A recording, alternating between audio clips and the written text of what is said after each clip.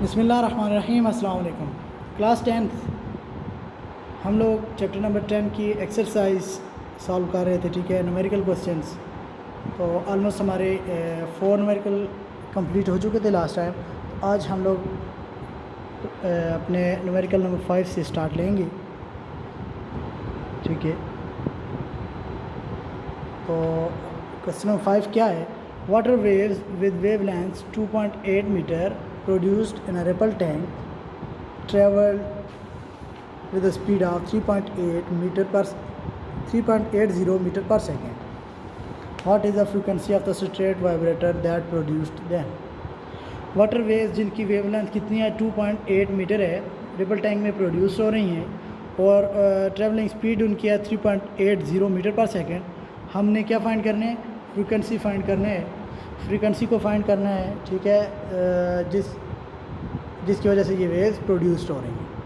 तो सोल्यूशन में given data हमें गिवन क्या क्या है? वेवलेंथ लैम्डा कितनी गिवन है? 2.8 metre, speed v is equal to 3.80 metre per second.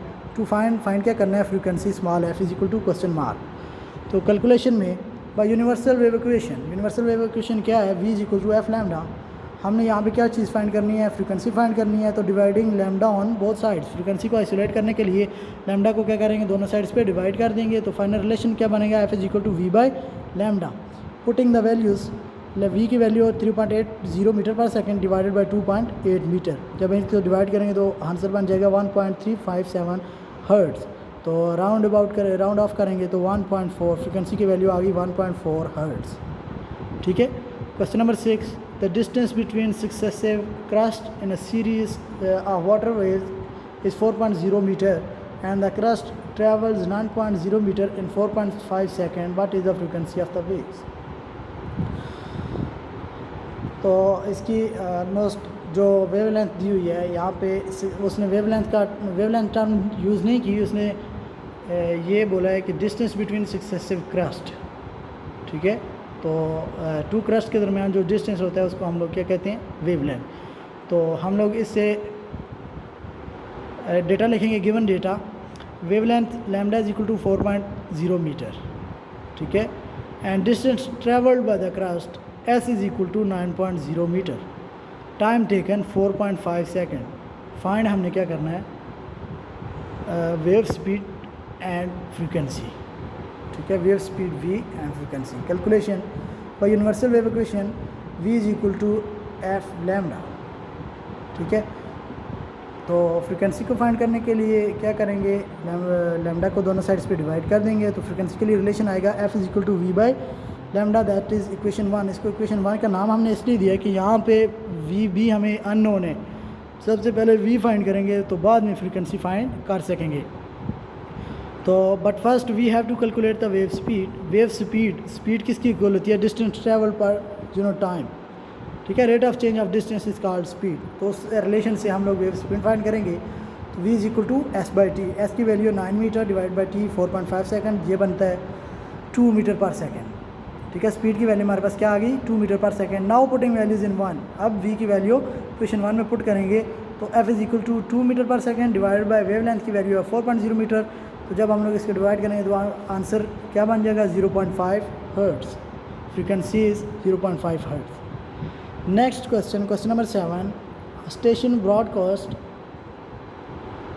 On AM radio wave whose frequency is 12, 13, 10 is power 3 hertz and FM radio wave whose frequency is 91.9 into 10 is power 6 hertz. Find the distance between adjacent crust in each wave, ठीक है। दो frequency given है, एक AM amplitude modulation radio waves और दूसरा जो है frequency modulation radio waves, ठीक है। दो वेव्स की हमारे पास फ्रीक्वेंसीज गिवन है, ठीक है। तो हमने क्या करना है? डिस्टेंस बिटवीन एडजेसेंट क्रस्ट का क्या मतलब है? वेवलेंथ हमने फाइंड करनी है। दोनों की हमने सेपरेटली वेवलेंथ फाइंड करनी है। तो सोल्यूशन में first of all given data, given हमें क्या है? Frequency of amplitude modulation FAM is equal to 12, 13 to 10 to the power 3 hertz and frequency of frequency modulation radio waves क्या है? FM is equal to 91.9 into 10 to the power 6 hertz, ठीक है। तो find हम लोगों ने क्या करना है, wavelength of AM radio waves and wavelength of FM radio waves. तो कैलकुलेशन में बिल्कुल वैसे ही लास्ट क्वेश्चन की तरह by using universal wave equation. Universal wave equation क्या है, V is equal to F lambda. ठीक है, तो हमारे पास क्या चीज़ गिवन है, जस्ट एफ गिवन है। ठीक है, यहाँ पे भी V हमारे पास क्या है, अननोन। ठीक है, तो कैलकुलेट कैसे करेंगे, लैम्डा को आइसोलेट करने के लिए dividing F on both sides. पहले हम लोग एफ फाइंड करते थे तो लैम्डा को डिवाइड करते नहीं है लास्ट क्वेश्चन में। ये तो यहाँ पे हमने लैम्डा को फाइंड आउट करना है तो एफ़ को डिवाइड करेंगे, तो लैम्डा के लिए रिलेशन बनेगा lambda is equal to V by F. ठीक है, putting values of AM waves in equation, lambda AM is equal to 3 × 10⁸ metre per second divide by 12, 13 × 10⁻³ hertz. 3 × 10⁸ metre per second, ये क्या है, स्पीड ऑफ लाइट। तो यहाँ पे waves की speed हमने क्या ली है, 3 × 10 स्पीड ऑफ लाइट के इक्वल ली है। तो जब इसको डिवाइड करेंगे तो हमारा आंसर क्या बनेगा, 2.439 × 10⁻³ 10⁸ × 10⁻⁻3। तो ये बन जाएगा ऑलमोस्ट 2.440 × 10⁻²।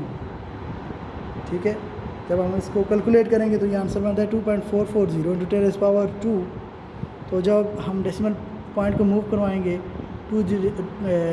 लास्ट 4 और 0 के दरमियान लेके आएंगे, तो 2 डिजिट मूव करवाया तो 10⁻² एक्स्ट्रा आ गया। तो 10⁻² ऑलरेडी है, -2 ऑलरेडी है, और -2 अभी आया और 2 ऑलरेडी है।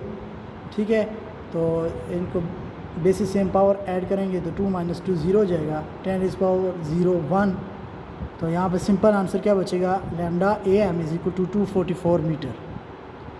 ठीक है, तो नेक्स्ट लैम्डा FM, जब हम लोग FM की वेवलेंथ फाइंड करेंगे तो उसके लिए क्या करेंगे, स्पीड तो सेम रहेगी।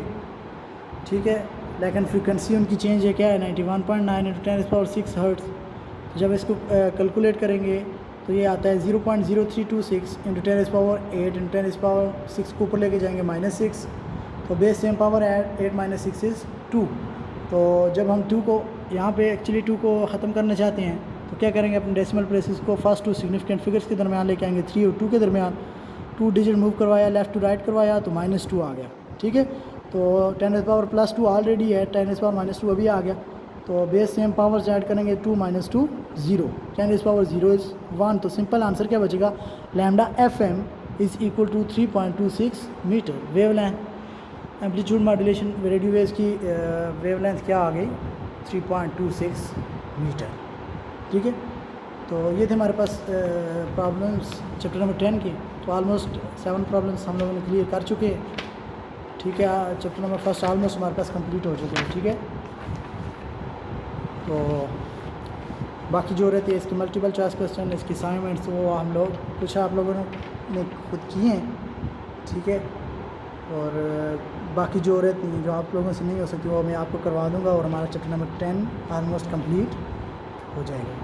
ठीक है, इन क्वेश्चंस में कोई कंसेप्ट आप लोगों को समझ नहीं आ रहा, कोई स्टेप समझ नहीं आ रहा, तो आप लोग पूछ सकते हैं। काइंडली इनकी प्रैक्टिस कीजिएगा और इनको साथ साथ प्रिपेयर करें। ठीक है, थैंक यू।